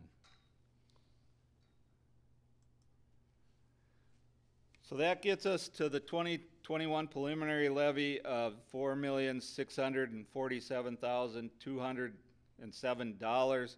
And you can see it's broken down by the operating levy of $4,089,575, the fiscal disparities of $305,000, and then those two bond funds, the debt levies that we had for those, which brings us to the $4,647,207.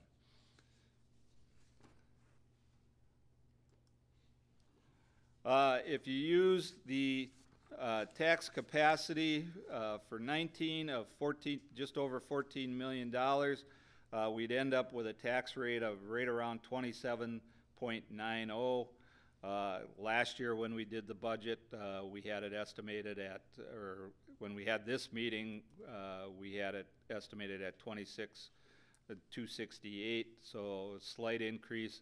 And so if there was no change in your market value of your home, you would see anywhere between an $84 and $188 increase in your township property taxes on homes valued between $135,000 and $300,000. This chart shows that we are the third lowest tax rate in Ramsey County. That is our actual tax rate compared to all the other communities' preliminary rate, as I don't have the final ones yet. And North Oaks, which is the lowest one down there, part of the reason they are the lowest is instead of having property taxes, they pay for most of their services through an association fee. So we're not the only taxing district, so this pie chart shows that the township basically makes up about 20% of your property tax bill. Ramsey County is almost half of your property tax bill, and the school district is just over 24%, and that is before the levy that got approved last fall. So that's going to probably even be a larger chunk, and the township will even be a smaller share of your property taxes. As I said, after tonight, the township can lower the levy, but we cannot exceed whatever is approved tonight as we go through our budget process. Our budget process will actually get started here in about May when we start sending out requests to the department heads to fill out what they think they're going to need for next year's operations. And as I said, it'll conclude at our budget meeting in December. So the preliminary levy that I just presented is our worst case scenario, and we use conservative revenue estimates and our worst case expenditure estimates. And again, the levy is proposed at $4,647,207. And with that, I'll take any questions you have, and as Bob said, please go to the microphone and identify yourself and state your name and your address.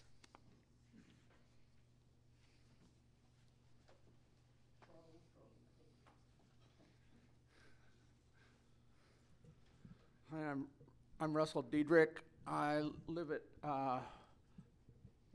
what is my address?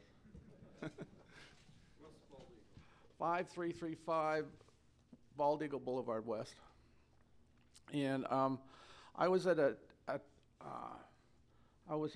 White Bear Township, or White Bear Lake came to the Chamber of Commerce and said that they were working on electric vehicles for their fleet. Is this a time to ask a question like that? Sure. So has there been any consideration, because it looked like the White Bear Lake, the city of White Bear Lake had brought in a whole bunch of electric vehicles. They couldn't do it for the larger, heavier duty, but for the lighter duty, and it looks like amortized over 10 years, it was actually going to save them some money. Have we considered anything like that? So far, probably not. Unfortunately, in our 10-year capital plan, I think for this year anyways, the major truck purchase is one of those big, large dump trucks. When the only other vehicles that we really could look at going electric might be some of the pickup trucks that we have. I think that's what they're doing. It's the pickup trucks. We don't have any what I'll call city staff cars, So it's all either pickup trucks or the bigger dump trucks, that sort of thing. But it is something we can look at in the future, but so far we have not. Okay, that's just a request. Our Public Works Director is standing in the back, so he's hopefully made a mental note of that along with me, and between the two of us, hopefully we can remember that.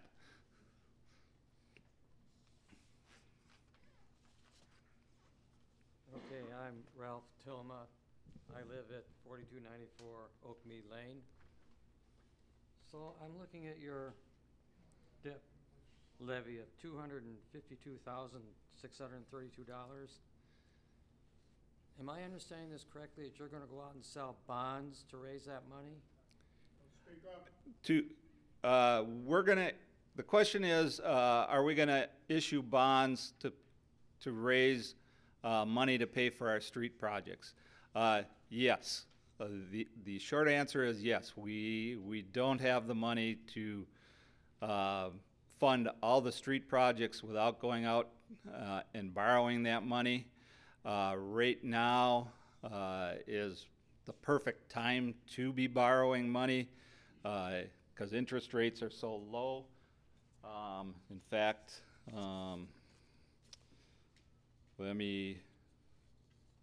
I know I've got it written down here somewhere. Our bonds last year, when we issued them, they actually were yielding less than 2% for a 10-year bond. And the actual interest rate was just slightly over 2%. And right now, with the way the bond market is, we'll probably even see a lower interest rate than that. Well, the reason it is interesting to me is that's a pretty low amount to go out and borrow. And it's just an awfully low amount to borrow. And I'm wondering, isn't there any way you can go through your budget and come up with $250,000? The $250,000 is just the 2019 or the 2021 interest payment is what we'll have to pay in 2021.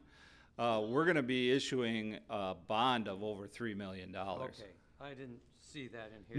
No. This is for levy purposes for 2021. We'll only have more than likely we'll only have an interest payment, and it'll be basically interest from whenever we issue that bond until February 1st. Okay, so I'm looking at an interest payment. Yes. Okay, thank you.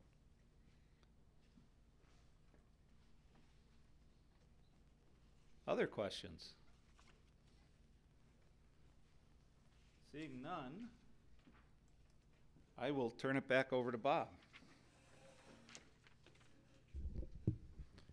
Thanks, Tom.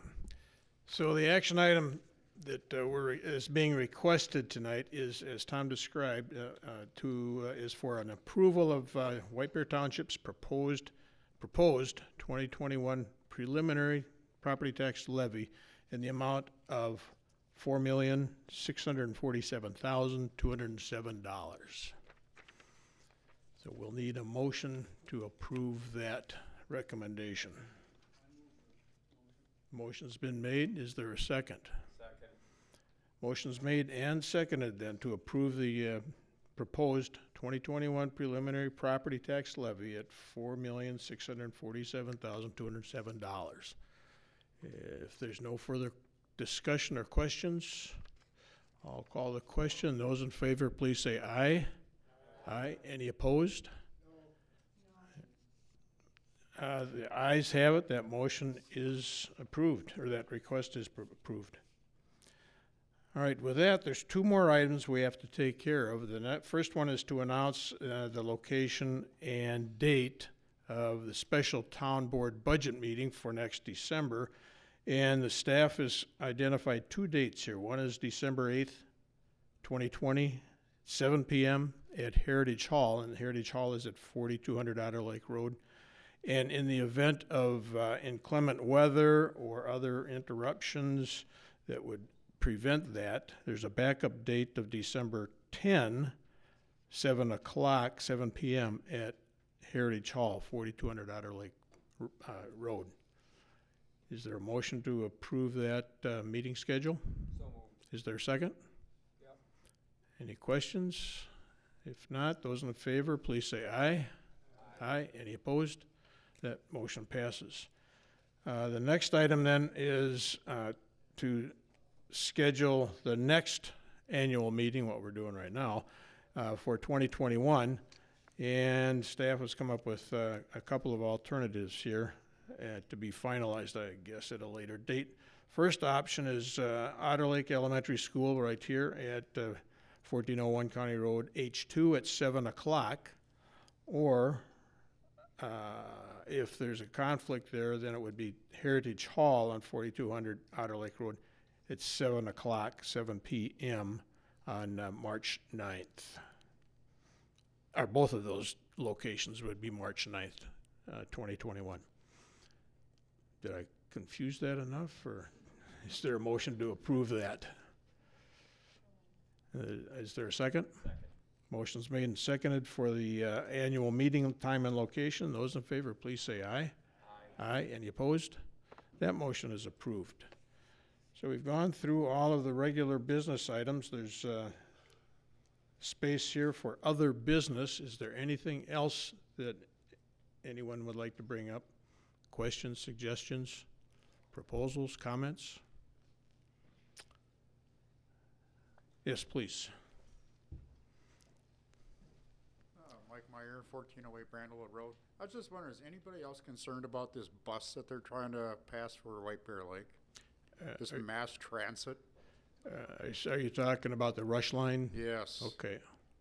You're asking for comments? Is anybody concerned about it? I am. Because I don't think it's a very good idea. I think it's going to ruin our little town. Well, this is a good place to make the comment, Yeah. so it will be in the minutes, so. Right. Does anybody else feel that way? Yes. And why do they have to have their meetings during the day where none of us can go to it? The task force, and we have a representative, I believe, from the Board of Supervisors, don't we? No, Redesso usually does it. He's not here. Oh, okay. Well, there's a rush line task force, and their meeting schedule has been for the last several years. Later in the day, usually it's at 4 o'clock, 4 p.m. 2:30 this time. And they have two of them. There's an advisory meeting that's usually earlier, and then the task force meeting at 4 o'clock or whatever it is. And they have staff that attend these meetings. They have consultants that attend the meetings, so they're trying to work all these schedules out so that everybody can be there. So other than that, that's just been my experience. I can't give you an answer to that, but it's a legitimate question. Right. Okay, that's all. I was wondering if anybody else is concerned about it. Okay. Well, I think the minutes can show that your comment came up and there were several other people, 2 or 3 other people that agreed with you. Anything else to bring up tonight?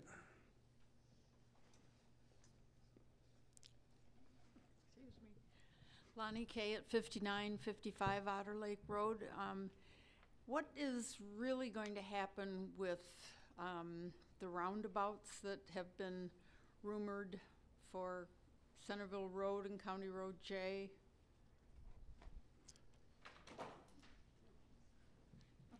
Is that a county question? Or Dale, do you have any answers or ideas?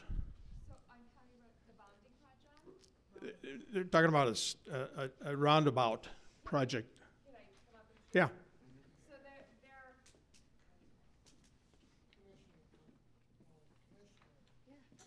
So there So there is a bonding request, and but it doesn't involve roundabouts. It involves an evaluation of how that bridge could be rebuilt to serve the community.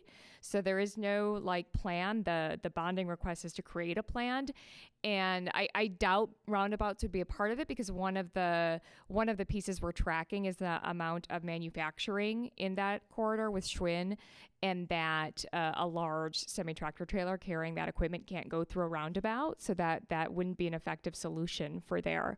So that's why we're asking for the funds to do the study so that we can do the engagement necessary to find out what is going to be the best option, because because we have a lot of employees working at those facilities coming from the north, and so they're blocking up the lanes coming on the west side of the highway there. We also have a lot of elderly residents in Waverly Gardens and people coming visiting, so making sure it's a safe entrance and exit for them. And then the families in White Bear Township on the east side of the highway, they're backing up on that. So we know something needs to be done, but there isn't a plan in place. The funding is to create a plan, and it would involve a robust community engagement process with residents and businesses.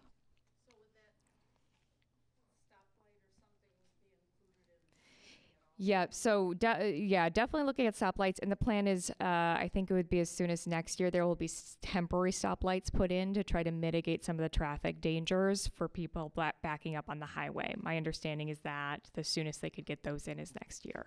But that the overall project and funding isn't for those stoplights, it's for the planning process so that we can create a plan that works for everyone in that community. Yep.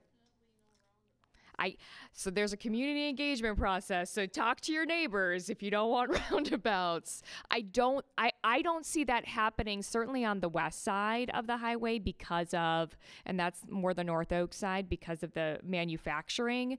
On the east side, I don't know what that would turn out, but I'm not planning it. It's the community that would be involved in that process.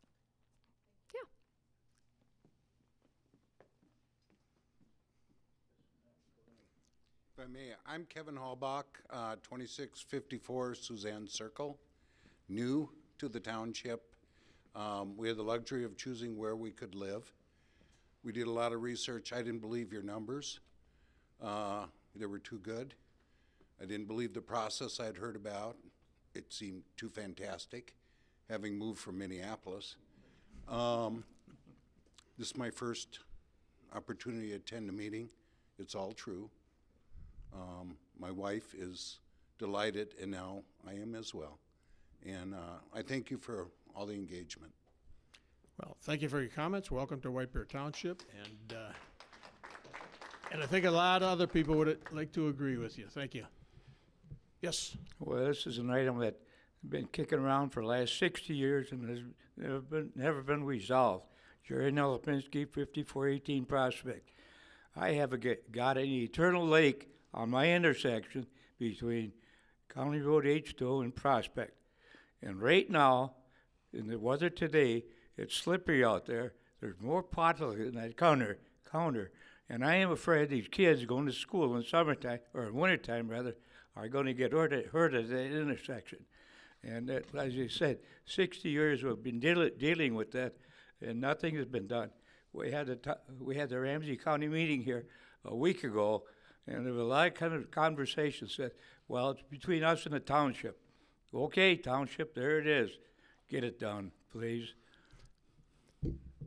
Let me ask the county, you have any other comments about that H2? Not tonight, but I'm emailing myself the intersection so I can ask Public Works about it. Yeah, that.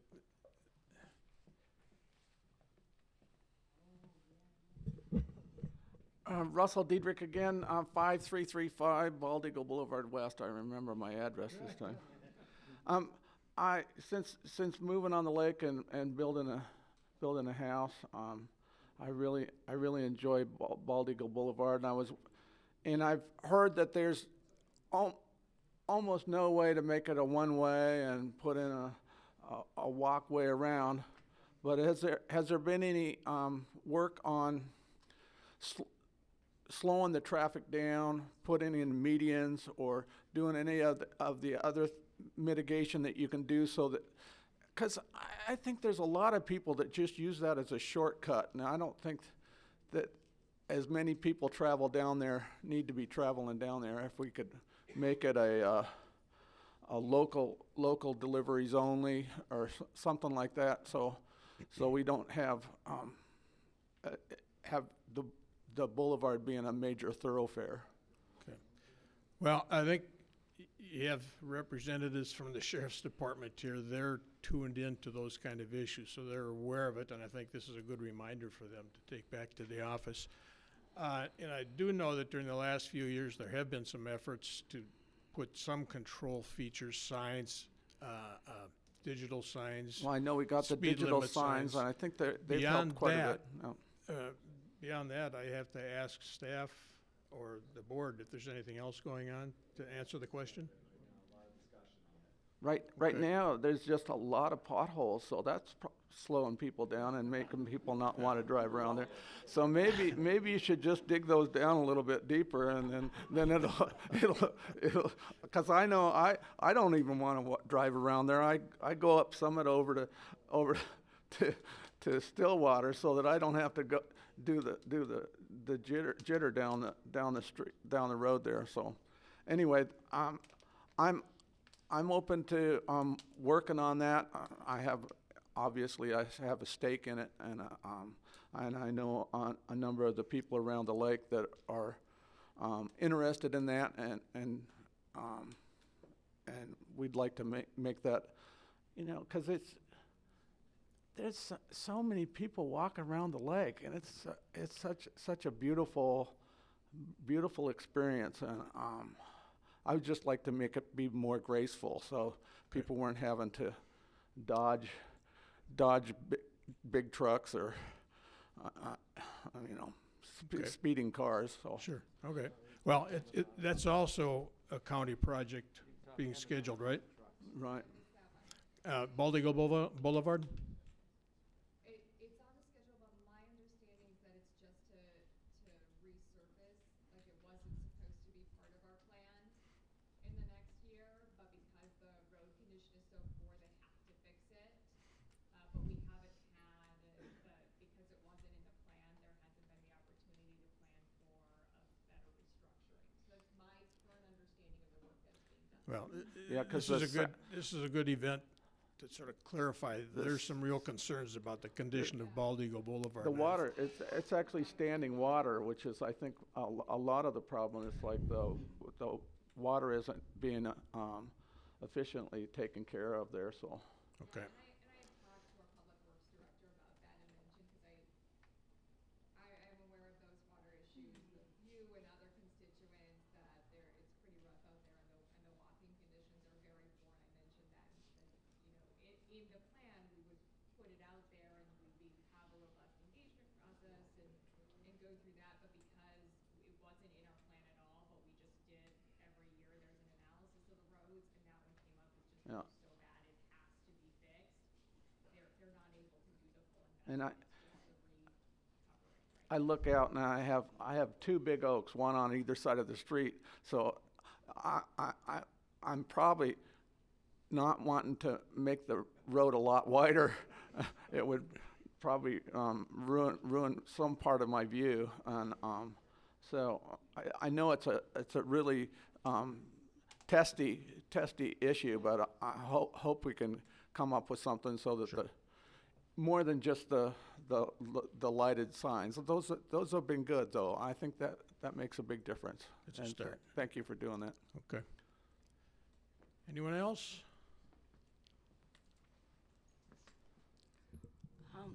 Yes, my name's Colleen Payette, and I live at 2082 Stillwater Street. And while you're talking about all this stuff on Bald Eagle Avenue, I'm wondering when you're going to do something about the speeding on Stillwater Street. I live halfway between Bald Eagle Avenue and Division Avenue. By the time the cars turn off at Division Avenue, including the school buses, they're going 45 miles an hour past my home. At 3:30 to 5:30 p.m., the same thing is going on. Now, you've put the speed limit signs down by St. Mary, the speed signs down by St. Mary's Cemetery. They're recording speed that goes by. But you don't put them between Division and Stillwater Court. The motorcycles are coming out now. Where I live, we have several new young families. Let's get a handle on it. The other thing is your emerald ash borer program going to take care of the ash borers on your property behind my house? As you know, Excel Energy recently took down several trees with ash borer or trimmed them across the street from my house. I have 2 trees on the boulevard just on the other side of the Ramsey County easement with ash borer. There are 2 trees behind my neighbor's property on the township property with severe ash borer. You have done nothing to that property in 23 years. The property behind my house, since you purchased it. Well, I think a couple of things come up tonight. No, you take care of it. Okay, you saw the item in the budget, proposed budget for emerald ash borer treatments. And our Director of Public Works is here. I know he has a program underway. And I would Speak to suggest- Christopher Mallet at the Department, Ramsey County Public Works. He was out last year. And take care of your illegal dumping behind my property. Okay. We obviously have that in the minutes. Dale, you have any comments, or can you follow up? Okay. Anything else? If not, then I'll call for a motion to adjourn. Is there a motion to adjourn the meeting? Is there a second? Motion's made to adjourn the meeting, and with a second, those in favor, please say aye. Aye. We are adjourned.